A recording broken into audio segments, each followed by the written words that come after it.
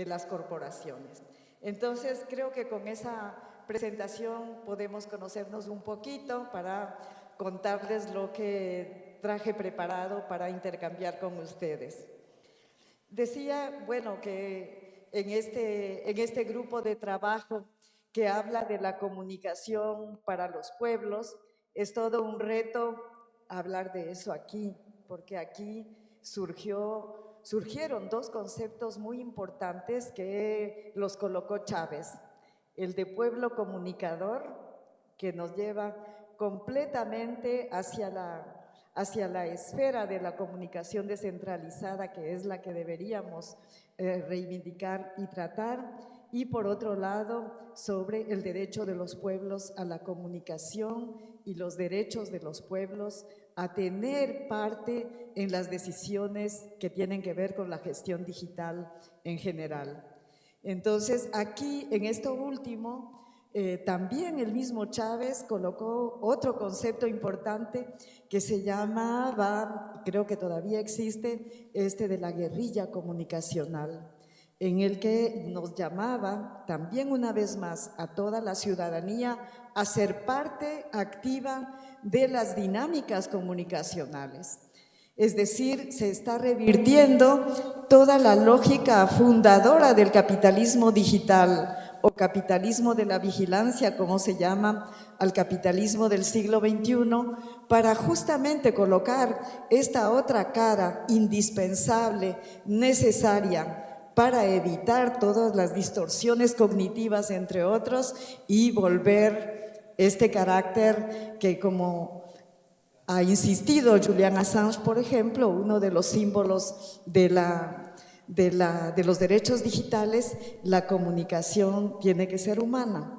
Las personas no podemos ser convertidas en producto como se ha venido proponiendo, se ha venido gestando con las concreciones del capitalismo digital. En fin, entonces es muy clave. Voy a acelerar el tema, pero en todo caso es muy potente la convocatoria de este tercer congreso y los ejes temáticas que ha colocado, porque es un momento en que la comunicación ya es no solo la espina dorsal, como decíamos en el siglo pasado, del sistema capitalista, sino que es un actor, los actores de los dueños del mundo, de los llamados dueños del mundo, son actores decisivos en la configuración de este nuevo momento del capitalismo, en el que se considera que, por un lado, el nuevo modelo de acumulación que está creándose, que está ya posicionado, por un lado tiene que ver con el poder corporativo pasando a la primera línea de las decisiones mundiales, del poder incluso por encima de los estados y de las instancias multilaterales, y por otro lado, levantándose este mismo capitalismo de esta época sobre esta transición llamada hacia el mundo digital. Ahí ustedes conocen mejor que yo como todo este giro que se está dando hacia las ciudades inteligentes, sociedades inteligentes, casas inteligentes, inteligencia artificial en todo y para todo, que luego hablaremos un poquito de eso. Voy a hacer una digresión para decir que hay una artista mexicana, Evelina Lapser, que la llama de estupidez artificial, en tanto los usos de esa creación tecnológica tiene otros derivados que están relacionados con el control también en el dominio artístico. Pero en fin, decía, muy importante la convocatoria que nos hace la UICOM a reflexionar sobre todo esto, y cuando decía en la inauguración fui seducida a integrarme al directivo de la UICOM, es por esto, porque en este momento esta asociación de conceptos entre la comunicación estratégica y las desviaciones de las capacidades tecnológicas es muy importante para la defensa de nuestras sociedades, y hablando de pueblos es en el caso de Venezuela en particular, muy relevante. Ya lo veremos un poco después. Pero en fin, aquí como me invitaron a hablar de la comunicación desde los pueblos, creo que es importante decir que es muy relevante colocar en primera línea, por esta configuración del capitalismo del siglo XXI, entre otros, es muy relevante colocar en primera línea todas las iniciativas antisistémicas que se han propuesto hasta aquí y recientemente en el campo de la comunicación.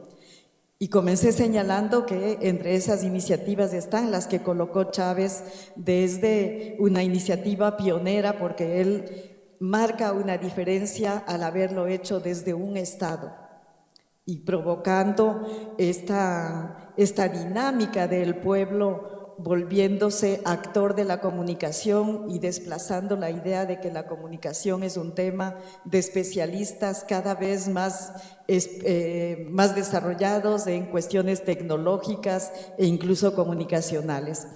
Así que esta visión que Venezuela tiene, que es más avanzada sin duda que muchos otros contextos, es clave para lo que podemos hacer y generar ahora con esta centralidad de las dinámicas comunicacionales y digitales como parte nodal de las propuestas de cambio en nuestras sociedades y de las agendas de cambio y de las resistencias al poder corporativo. Me voy a referir un poco a los derechos digitales y a unas dinámicas sui generis que son poco conocidas en nuestros entornos. Hay que decir que el ciberespacio, donde circula toda el flujo digital, es soberano, es de los pueblos. El ciberespacio, así como el aire, el agua y todos los bienes de la madre tierra, no son de alguien, como el mundo satelital tampoco, no es de alguien, es de los pueblos. Y en los últimos tiempos hemos visto, sobre todo desde inicios de este siglo, un proceso muy acelerado de apropiación privada del ciberespacio. Elon Musk, por ejemplo, que es muy conocido en Venezuela por los abusos que ha cometido censurando no solamente al presidente, sino también a iniciativas comunicacionales, él no tiene ningún crédito para ser ahora dueño de parte del ciberespacio. Son parte de estas apropiaciones que hace él y expropiaciones a los pueblos que hace el capitalismo de ahora en su vorágine hacia el llamado mercado total, es decir, el capitalismo que durante el neoliberalismo habló de mercado total y privatizó más o menos todo. En esta fase ya quiere consumar el mercado total. Y estos actores del capital, que son principalmente los dueños de los sistemas de telecomunicaciones y de los sistemas digitales, cualquiera puede tomar entre las personalidades y las potencias más ricas del mundo y vamos a encontrar que los de los sistemas digitales y de telecomunicaciones están entre los primeros. Entonces decía, estos se han apropiado ya del ciberespacio y esto nunca fue así. De hecho, por ejemplo, buena parte de los sistemas de comunicación digitales en los años 90 del siglo pasado comenzaron por iniciativas ciudadanas. Muchas veces decimos que el conocimiento sobre la comunicación digital proviene de los sistemas militares y es parcialmente verdad. Los ejércitos investigaron y de ahí salió el correo electrónico, que es el ancestro, y luego el internet y todo lo demás. Pero también hubo iniciativas ciudadanas de apropiación y de derechos de la ciudadanía en el ciberespacio. Y hubo movimientos como los que mencioné al inicio que reivindican esos derechos hasta ahora. Entonces, contrario a lo que ha sucedido en otros sistemas de comunicación, por ejemplo, el de los medios corporativos, que nacieron y surgieron casi paralelamente, apropiados por por los dueños de los latifundios mediáticos.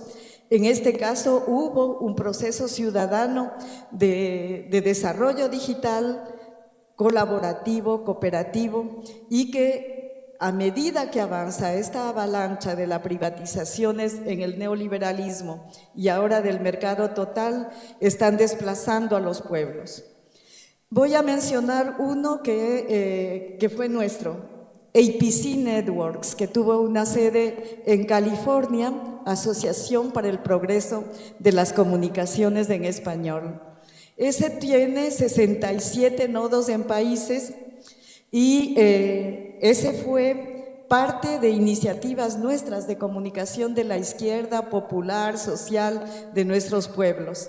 Y a medida que avanza la privatización, este acaparamiento del ciberespacio y de todo el espacio digital, la ciudadanía ha ido perdiendo esa capacidad de actuar ahí y nos hemos vuelto dependientes del mundo corporativo, de sus tecnologías, de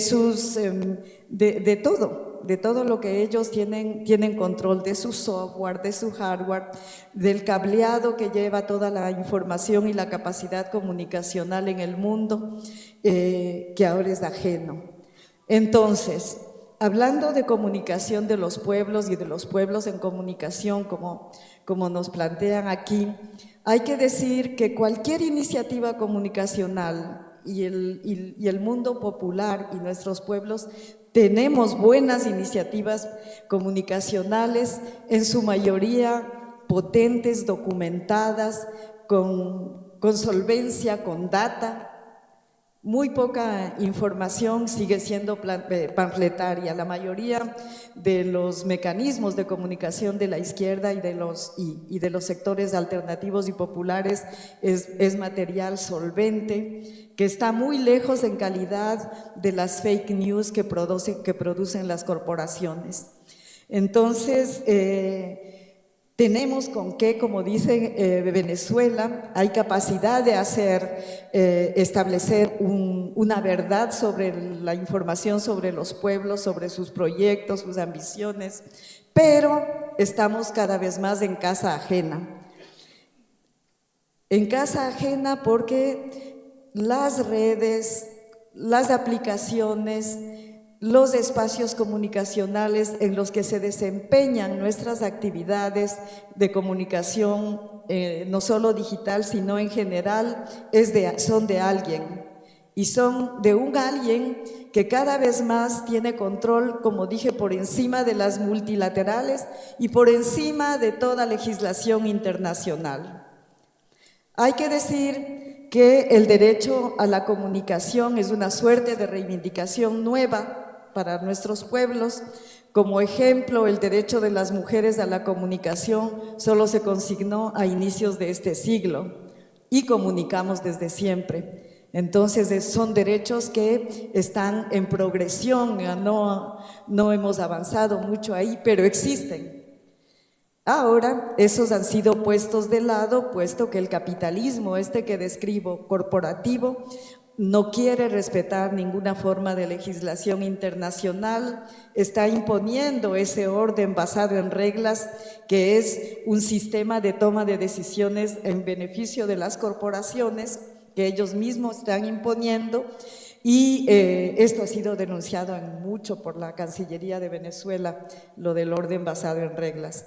Y ellos proponen la autorregulación, como en otros sistemas corporativos también, pero en comunicación esto es muchas veces más peligroso que en cualquier otro ámbito, porque tiene que ver con el quehacer humano de modo directo, y esto no puede depender de unos 8 propietarios del mundo.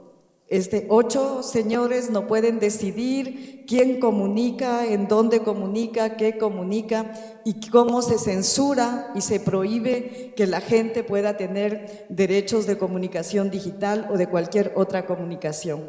Entonces, como ya se acabó mi tiempo, voy a concluir diciendo que estos objetivos que mencionó Carolina al inicio son clave.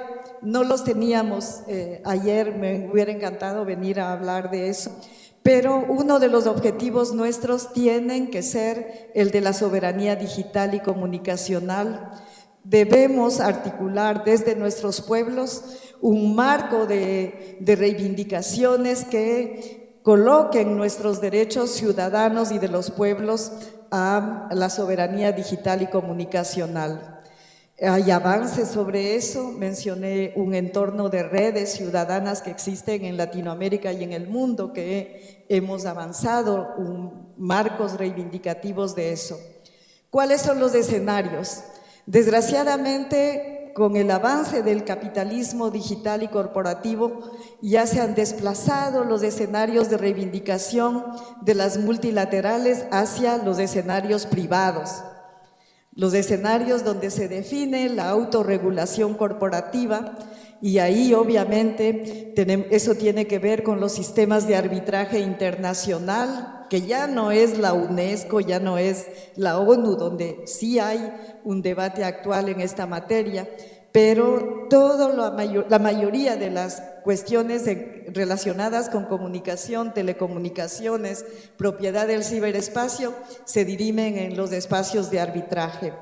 Se dirimen en la Organización Mundial del Comercio, donde las corporaciones ahora tienen espacio y sede y ellas toman decisiones por encima de los gobiernos. Entonces creo que entre los objetivos políticos, que no son solo tecnológicos, están los de poner todo esto en escenario, hacer un balance de dónde se deciden y se crean los poderes comunicacionales y cómo en ese marco nuestros pueblos, nuestros movimientos, nuestras organizaciones de comunicación pueden tener una palabra que decir y decidir cómo vamos a hacer para la comunicación, para que la comunicación siga siendo humana y no sea una comunicación producida simplemente por aplicaciones de inteligencia artificial que podrían ir hacia objetivos muy perversos como la guerra cognitiva. Bueno, muchísimas gracias por haberme escuchado y gracias, Carolina, por su invitación.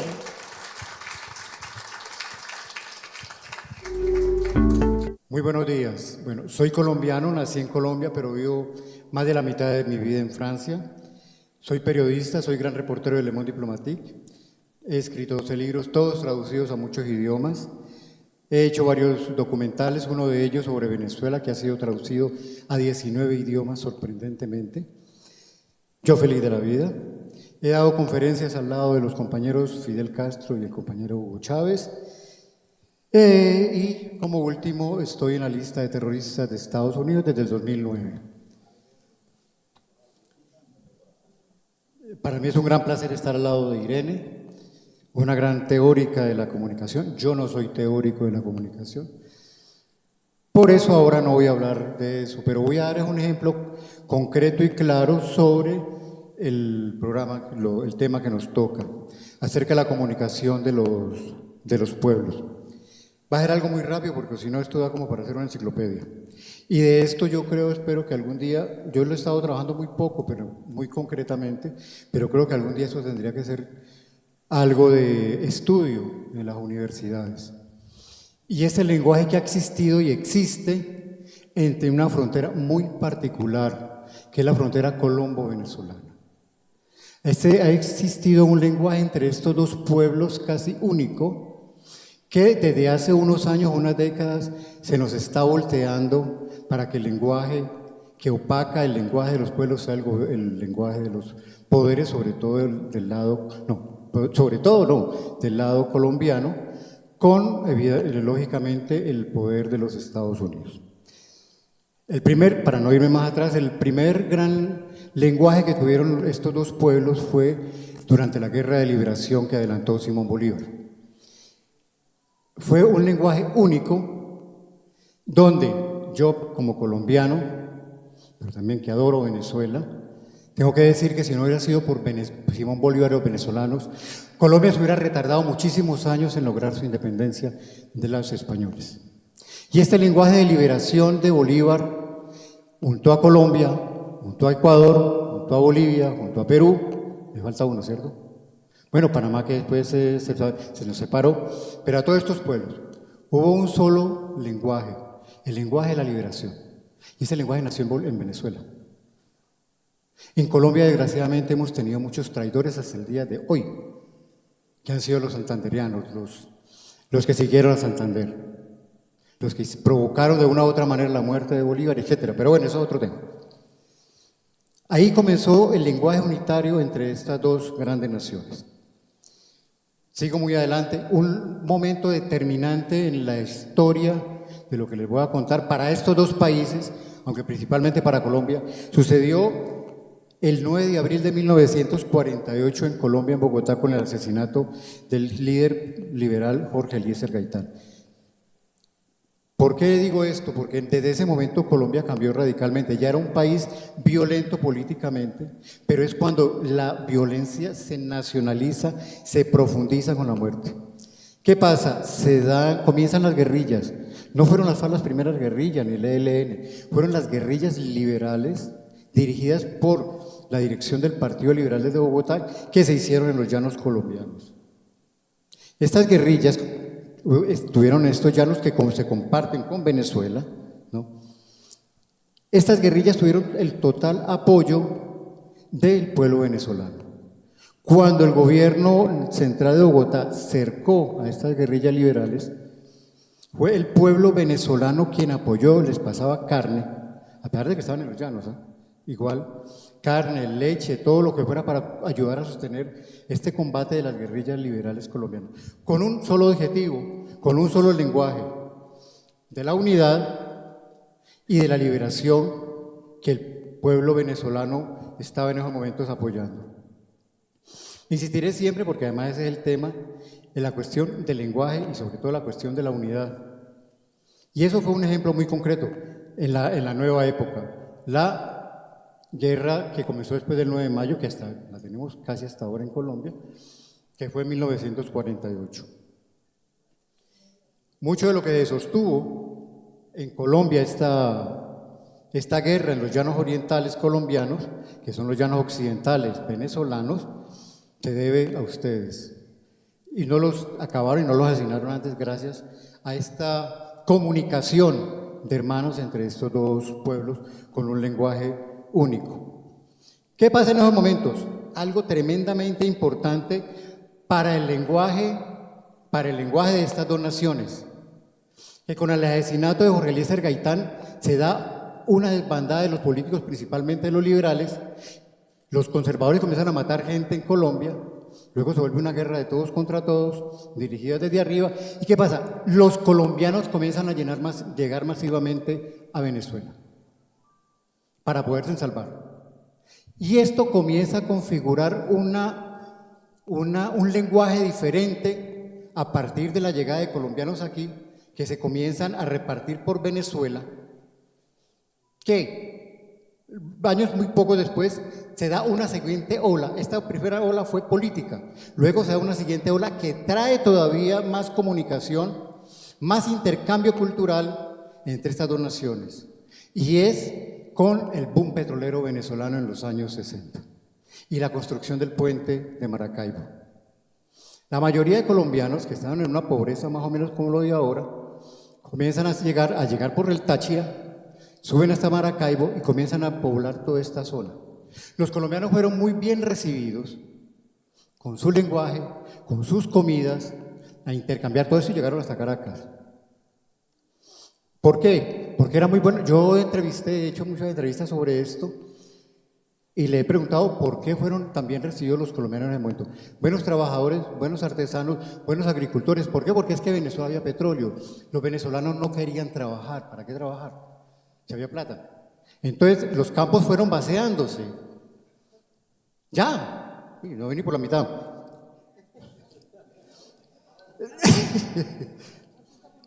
Ya voy a terminar. Pero ¿qué pasa? Se dan las estigmatizaciones contra los colombianos y se comienzan a expulsar a muchos colombianos de aquí. Pero los colombianos los votaban por aquí y se entran por la otra parte. Hasta que llegamos a ser 5 millones, llegaron a ser 5 millones de colombianos en Venezuela. 5 millones. Ahora en Colombia hay 1 millón, hay un escándalo tremendo. En Colombia hay un racismo terrible contra los venezolanos que me da hasta vergüenza. Luego, en los años 60 y 70, se da una nueva ola migratoria en Colombia y es política. Los líderes políticos, los partidos políticos de izquierda son perseguidos no solamente por el ejército, sino por el narcotráfico. Se da el surgimiento del narcotráfico que afecta en su lenguaje y en la unidad a los venezolanos automáticamente. No, pero hablar de esto a las carreras es horrible. Llega una persona que cambia también esta unidad y este lenguaje entre estos dos pueblos. Es un señor que se llama Chávez, que yo creo que ustedes lo conocen. Chávez cambia totalmente la configuración, no solamente de Venezuela, sino que también cambia mucho ese lado fronterizo con Colombia, sobre todo en el norte, en la región de Maracaibo, porque comienza a darle apoyo a los indios guayú, a la nación guayú, que la nación guayú no tiene frontera, tiene las dos, pero que eso no se desconocía, y Chávez le da una importancia tremenda a esto y le da la importancia al lenguaje y a la unidad de esa región. Eso es tremendamente importante para eso. Siguen después los problemas con los paramilitares, muere Chávez, llega el presidente Nicolás Maduro y se instala una guerra, que eso hay que estudiarlo. La guerra mediática que le toca al presidente Maduro ustedes no lo pueden imaginar desde aquí adentro lo que sea, pero es terrible y eso tendrían que estudiarlo. Y eso ha afectado, esta guerra que le da contra el presidente Maduro, ha afectado al pueblo colombiano, porque Venezuela es de lo peor que hay para la mayoría de colombianos, el presidente Maduro es de lo peor que hay, comenzando por ser muy bruto, cuando para mí ese ha sido de los estrategas más grandes que ha tenido este continente, pero eso ha afectado. Pero para mí lo más importante, eso es, la guerra mediática que hay ahora, que yo espero que ustedes estudien, esa guerra mediática, sobre todo a partir del presidente Maduro, que da para estudiarlo, y esta unidad, esta forma de una u otra manera del pueblo colombiano de rescatar y pelear esa identidad que hay entre colombianos y venezolanos. Porque aquí es rara la familia venezolana que no tiene un familiar colombiano. Sí, ya terminé. Entonces, lamentablemente, no, bueno, ya dije lo que tenía que decir, para mí lo esencial es esta unidad que ha existido entre estos dos pueblos, este mensaje que ha existido entre estos dos pueblos, que yo creo que es importante estudiarlo. Muchas gracias. Buenas tardes a cada uno de ustedes. Yo soy Fátima Rayo, vengo de Asunción, Paraguay. Nuestra lengua oficial en el Paraguay es la lengua guaraní y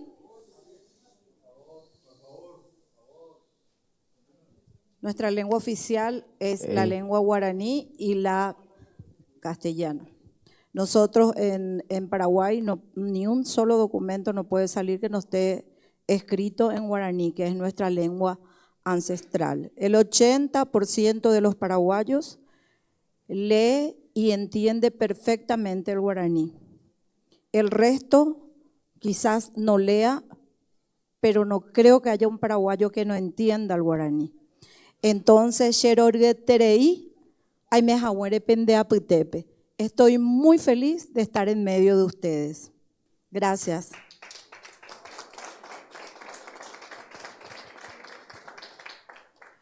Bueno, en Paraguay lo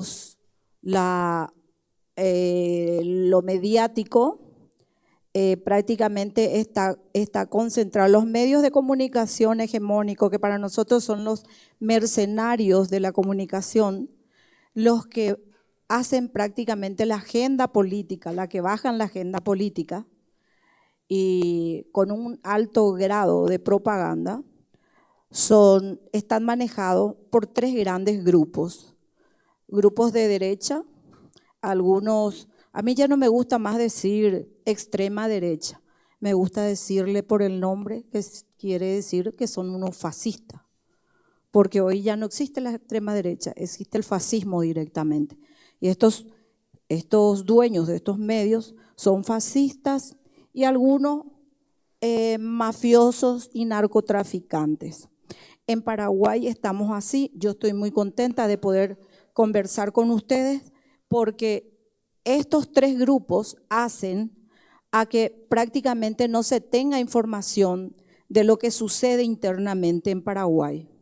Seguro que ninguno de acá está al tanto de que, por ejemplo, entre diputados, los diputados hacen ajuste de cuenta se le mata, se le asesina y después el propio Congreso es el que nos pide que se investigue ni que se le llame al ministro del Interior para que diga qué es lo que pasó. Los ajustes de cuenta dentro del propio Congreso quedan allí. Nadie habla al respecto. Esa es una realidad nuestra. Estamos viviendo en un narcoestado donde diputados y senadores responden directamente a la mafia y al narcotráfico.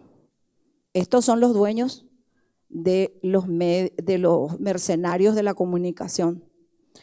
Entonces, imagínense que cuando en Paraguay ocurrió el golpe de Estado al compañero Fernando Lugo, los medios cerraron fila, entonces no se sabía lo que ocurría en Paraguay. Nosotros ya teníamos un golpe y prácticamente todo lo que estaban fuera de Paraguay no podían comunicarse y algunos ni siquiera se ocupaban en saber qué era lo que estaba pasando. Gracias que en ese momento, en esos tiempos, estaba el comandante Hugo Chávez Fría, casi que nuestro padre de la patria grande, porque con Chávez hemos cambiado las perspectivas, hemos irrumpido en un nuevo tiempo. Entonces, en el Mercosur, estando en el Mercosur, hicimos una gran conferencia de prensa donde informamos lo que realmente estaba aconteciendo y que los medios hegemónicos ocultaban. Otro dato que también quiero dar referente a Paraguay es que después de aquel golpe, todas las radios comunitarias fueron cerradas con el pretexto de que esas radios estaban motivando a las movilizaciones agresivas y violentas que ocurrían a lo largo y ancho del país. Nadie sabía nada de lo que estaba pasando.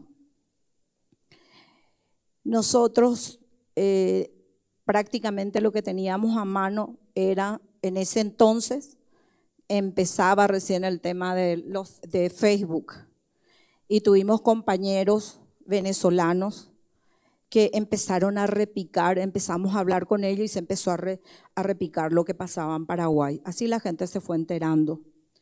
Después viene el uso más, digamos así, más, se usó más el tema del WhatsApp después de esto del golpe, ¿verdad? Entonces lo que nosotros teníamos éramos solamente el WhatsApp y Facebook.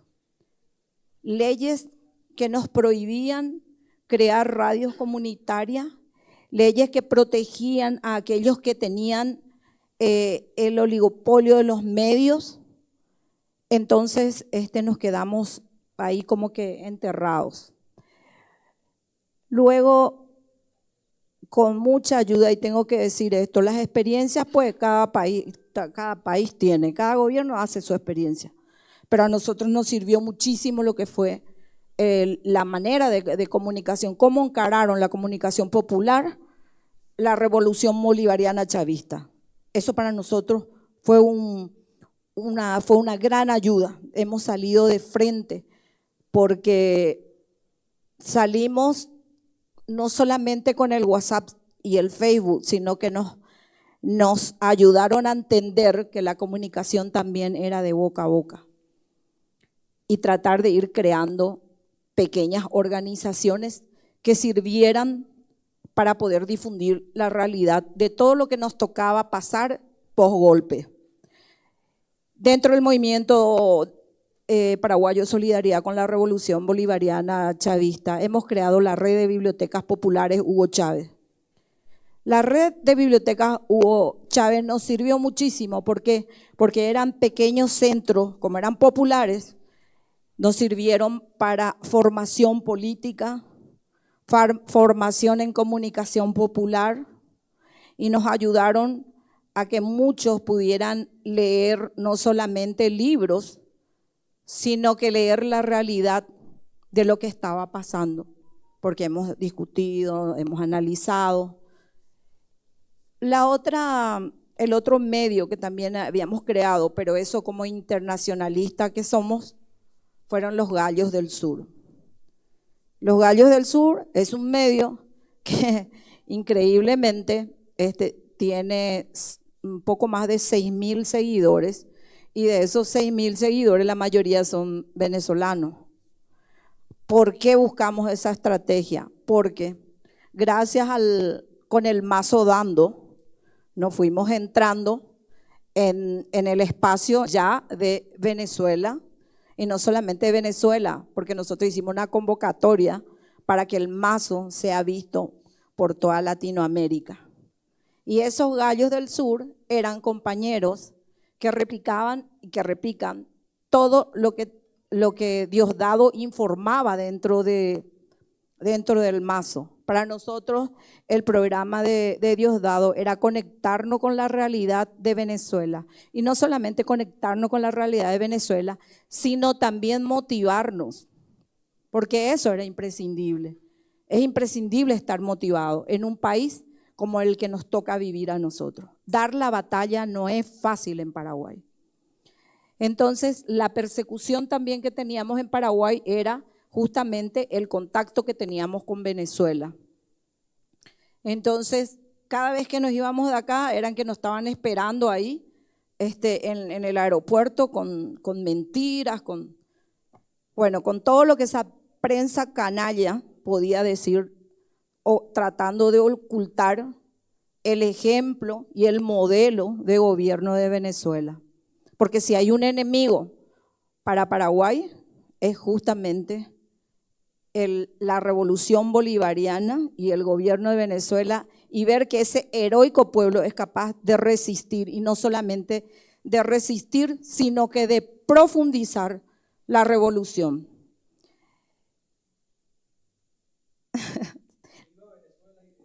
Que viva Venezuela, que viva la patria grande, que vivan los pueblos que luchan, que viva el comandante Chávez por siempre. Entonces, eso era lo que quería aportarles, y que en el tema de comunicación nosotros llegamos a hacer ese tipo de trabajo, pero que no alcanza. ¿Por qué no alcanza? Porque eso hay que organizarse. Para que nos sirva a todos, tenemos que tener algún registro, tenemos que tener algún lugar donde podamos poner nuestros links, para que podamos ir conociéndonos, para ir sabiendo y acompañando las luchas. En estos tiempos es imprescindible la unidad de nuestros pueblos. Y yo creo que la unidad misma comienza por la comunicación, por saber qué hace cada uno de los diferentes grupos y organizaciones de nuestros compañeros en cada lugar y espacio en el que esté militando. Es muy importante, porque también nosotros que vivimos muy desprotegidos dentro de un gobierno con un estado narco mafioso, entonces para nosotros es importante que la gente nos conozca, porque eso lamentablemente para nosotros significa tener un mínimo de seguridad.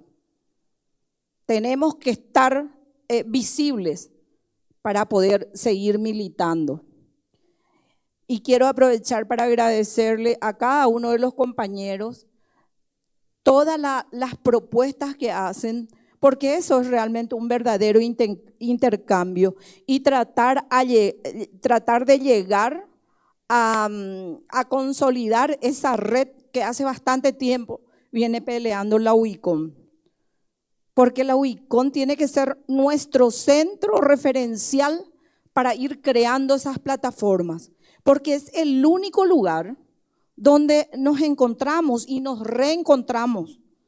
Este es el lugar donde tenemos que hablar de las realidades y ver cuál es el camino que tenemos que seguir para organizarnos, sin que eso signifique perder la autonomía de cada una de nuestras organizaciones, de nuestras redes, de las radios, pero tratar de unificar de alguna manera una plataforma en la cual nuestros links estén ahí.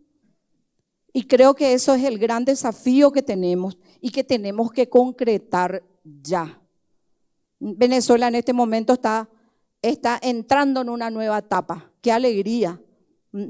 Se volvió a repartir el mazo, y ahora nosotros, más que nunca, más que nunca, como dijo el comandante Chávez, y lo repitió Diosdado, en guerra el que duda traiciona. Entonces, este es el aporte que le quería dar, por sobre todo para que puedan entender qué es vivir en un país con un gobierno neoliberal y de corte fascista, donde nuestros derechos no existen. Y tenemos que estar permanentemente cuidándonos, sin que eso signifique que nuestro corazón amoroso, siempre solidario, estarán con todos los pueblos del mundo que luchan.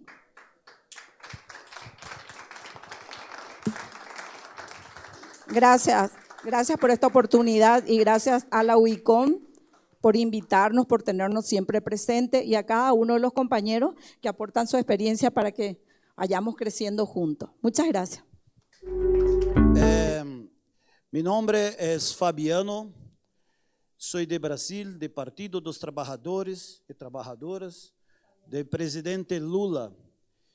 Estoy acá muy contento porque hacer una misión de reconciliar nuestro presidente Lula con Nicolás Maduro Moro. Sí. Nosotros de Brasil, de Partido dos Trabalhadores, soltamos uma nota em apoio à Venezuela, a Maduro, à democracia bolivariana. Nosotros somos amigos e somos bolivarianos também. Eu começo a falar um pouco de Brasil, de problema de comunicação. Temos em Brasil a Globo TV,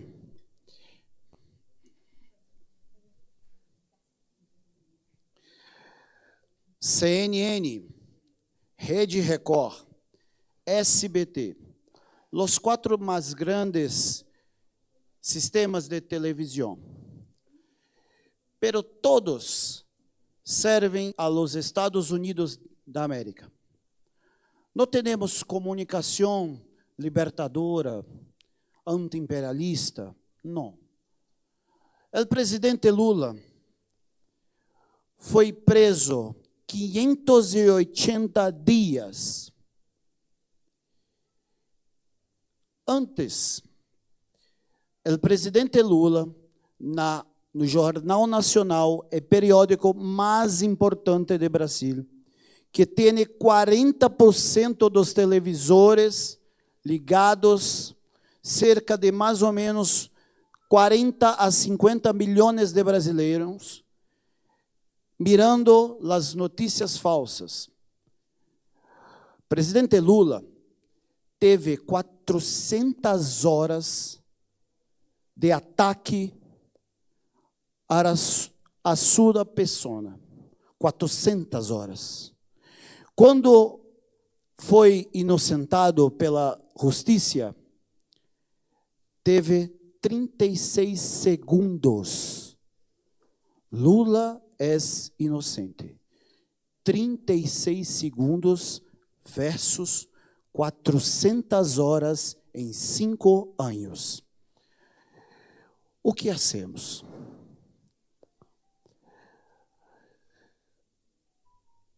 Eu pensei, o que podemos fazer contra esse sistema do império?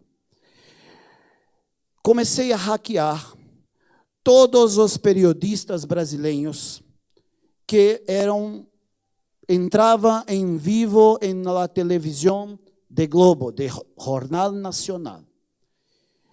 Saquei minha trompeta, eu sou trompetista do presidente Lula, e quando eu estava em vivo, eu tocava a música do presidente Lula. Olê, olê, olê, olá, Lula, Lula, para 40 milhões de brasileiros. Que lembraste que Lula tirou 120 milhões de brasileiros de hambre. São 4 Venezuelas. E Lula estava prendido. eu hackeava o tempo inteiro os periodistas que entravam em vivo. Fizemos um ataque.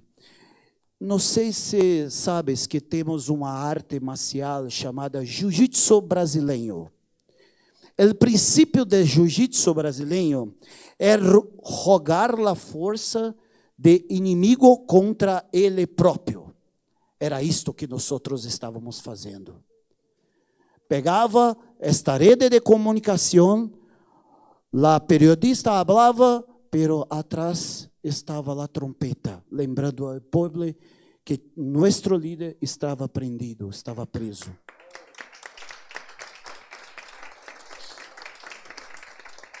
Foram 24 intervenções como esta. E depois, nós organizamos também grupos de zap. E teníamos um texto muito revolucionário que falava mais ou menos assim: hoje, nós vamos encontrar em shopping, na praça de alimentação, centro comercial. Não digas a ninguém, é um segredo. Não compartilhe em grupos de zap, é um segredo. Solamente passe para seu amigo de confiança. Mas não era isso que nós queríamos. Como o brasileiro gosta de falar, opa, eu fiquei sabendo de um negócio. E aí foi se espalhando.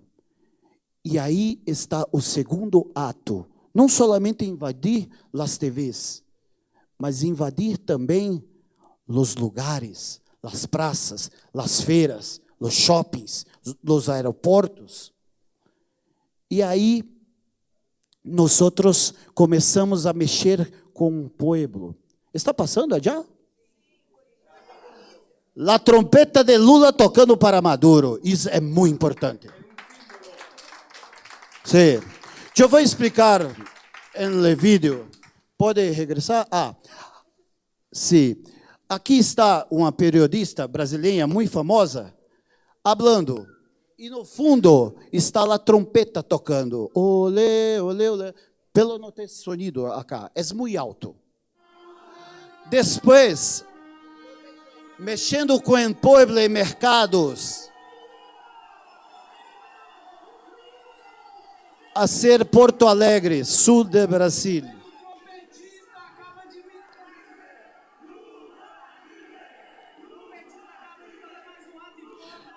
Chamamos de Lulaço.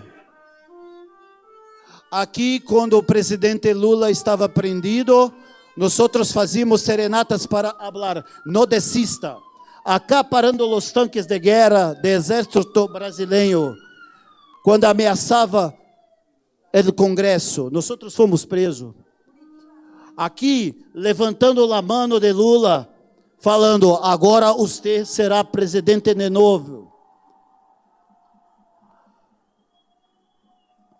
É muito cheiroso, presidente Lula. Acá, tocando para presidente Lula em sua posse. Sim. Vamos rápido, temos pouco tempo.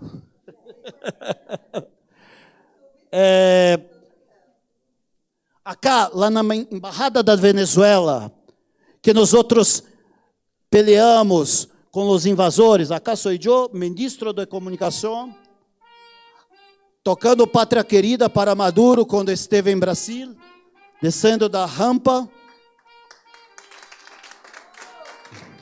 com a companheira Flávia Rodrigues, que segurava a bandeira enquanto eu tocava. Pátria. Fizemos o dueto, Joe e Maduro.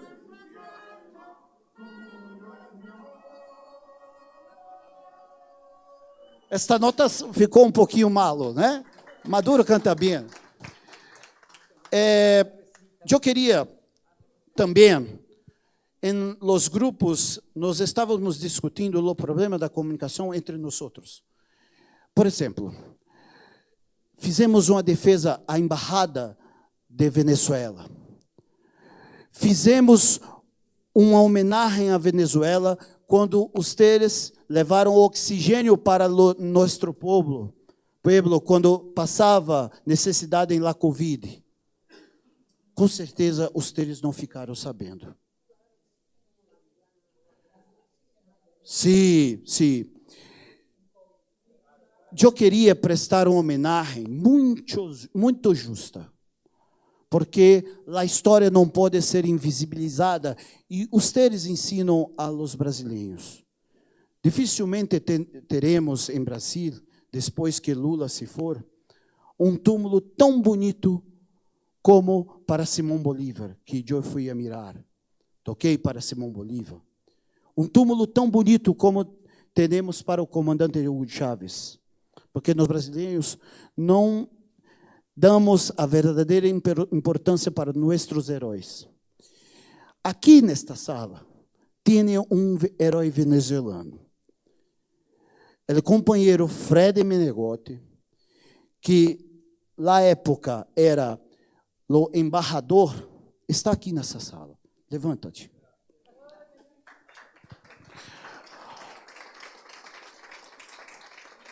Fred Menegotti foi nosso comandante que protegeu a embaixada da Venezuela quando 14 invasores queriam colocar o quadro de Guaidó na parede da Venezuela, da embaixada da Venezuela. Eram 4. Eu, Fred Menegotti, companheira Flávia Rodrigues, brasileira, levanta-te. Levanta-te.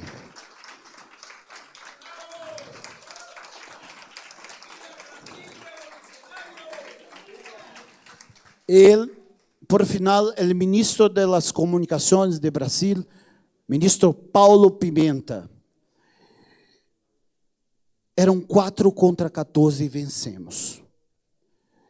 Então, isto mostra, companheira, nossa determinação em proteger o projeto bolivariano revolucionário, porque nós somos também anti-imperialistas e sabemos que o inimigo vem do norte. Sabemos disso.